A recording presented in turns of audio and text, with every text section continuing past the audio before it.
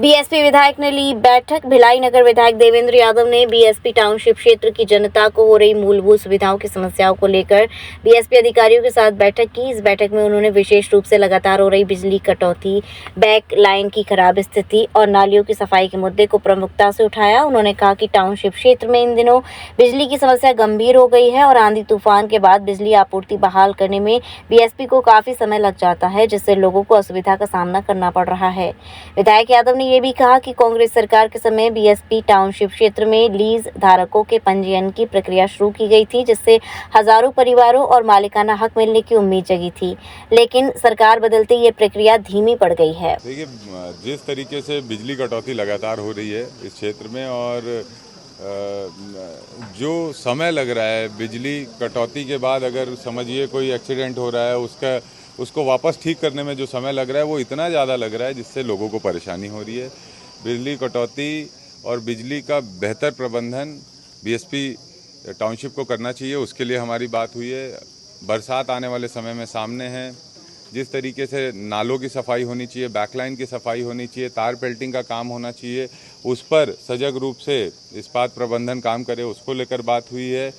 उसी तारतम्य में पिछले समय हम लोगों ने हाउस लीज, जो यहाँ पर लीज धारक हैं, उनकी लीज के पंजीयन के काम की शुरुआत की थी, जिस पर अभी बहुत स्लो हो गया है जो काम, उसको लेकर भी बात हुई कि उसको जल्द से जल्द पूरा किया जाए।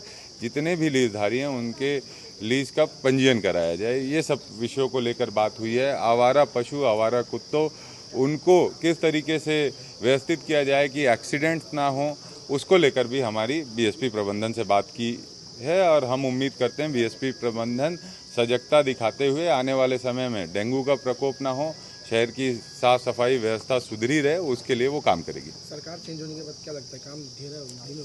देखिए, एक बात तो है, हमने जो देखा कि नई सरकार का रवैया, दृष्टिकोण व्यापक नहीं है।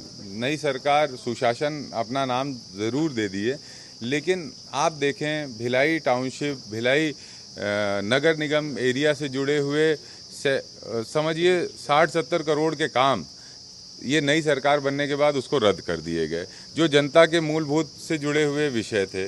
अभी हम देखते हैं बीएसपी टाउनशिप एरिया में पहले हम लोग एनओसीज का इशू नहीं रहता था, हम लगातार डेवलपमेंट का काम करा पाते थे, अब सब चीज़ें वो रुकी हुई है। हमने जो लीज पंजीयन का बात है, जो इतना पुराना मुद्दा है, उसको लेकर पिछली सरकार ने वर्किंग की, उस पर अभी तक चीज़ें स्लो डाउन कर दी गई। हम बिजली हस्तांतरण की बात हम पहले से कहते आए हैं कि बिजली हस्तांतरण करने के बाद यहाँ की व्यवस्था सुधरेगी, उस काम को नई सरकार ने आके होल्ड कर दिया है। ऐसी बहुत सारी चीज़ें हैं जिससे ये दिखता है कि भिलाई के लोगों के साथ भिलाई के लोगों के साथ दुर्व्यवहार कर रही है ये सरकार। हम इसको नहीं सहेंगे, हम इस पर उचित हमारी कार्रवाई करेंगे, सरकार से संवाद स्थापित करने की कोशिश करेंगे, प्रशासन से संवाद स्थापित करने की कोशिश करेंगे। उसके बाद भी प्रशासन अगर नहीं जागता, नहीं मानता, तो हम ज़मीनी लड़ाई लड़ेंगे। रायपुर में पत्रकारों के साथ मारपीट हुई है, क्या कहना चाहिए? बहुत दुर्भाग्यपूर्ण है, बहुत दुर्भाग्यपूर्ण, बेहद निंदनीय। और ऐसा कृत्य करने के बाद भी सरकार के मुख्यमंत्री के घर के निवास के सामने आधी रात को पत्रकारों को जाकर ज़मीन पे बैठना पड़ रहा है, ऐसा छत्तीसगढ़ में कभी नहीं हुआ। ये छत्तीसगढ़ के लिए नया है। मुझे नहीं समझ में आता क्या सुशासन है, सुशासन है कि गुंडागर्दी है, इसको सरकार को जवाब देना चाहिए और हम पत्रकार भाइयों के साथ कंधे से कंधा मिलाकर खड़े।